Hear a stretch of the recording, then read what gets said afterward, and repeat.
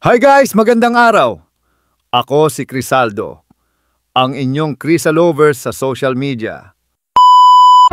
Agaw pansin ngayon ang kapuso primetime queen na si Marian Rivera matapos siyang mamataan sa Vietnam para sa isang prestihiyosong fashion event. Bukod sa mga tagahanga, nandoon din ang ilang international media para makuha ang kanyang mga larawan at panayam. Ayon sa organizers, si Marian ay isa sa piling celebrity guest na inimbitahan ng luxury brand para sa kanilang fashion showcase. Hindi pa malinaw kung gaano katagal ang pananatili ng aktres sa Vietnam, pero inaasahan na dadalo siya sa iba pang events bago bumalik sa Pilipinas.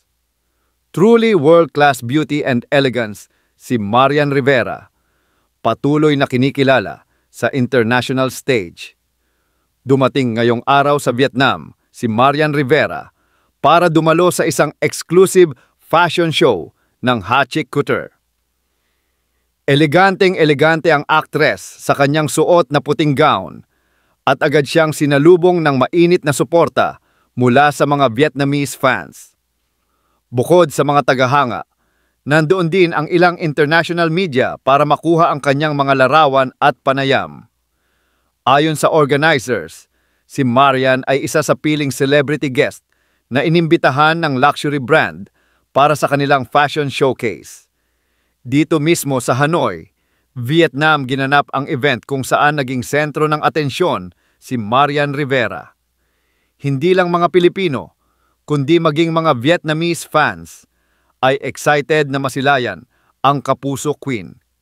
Hindi pa malinaw kung gaano katagal ang pananatili ng aktres sa Vietnam, pero inaasahan na dadalo siya sa iba pang activities bago bumalik sa Pilipinas.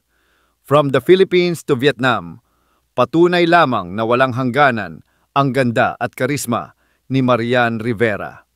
Muli ako si Crisaldo, ang inyong Crisalovers vlogger.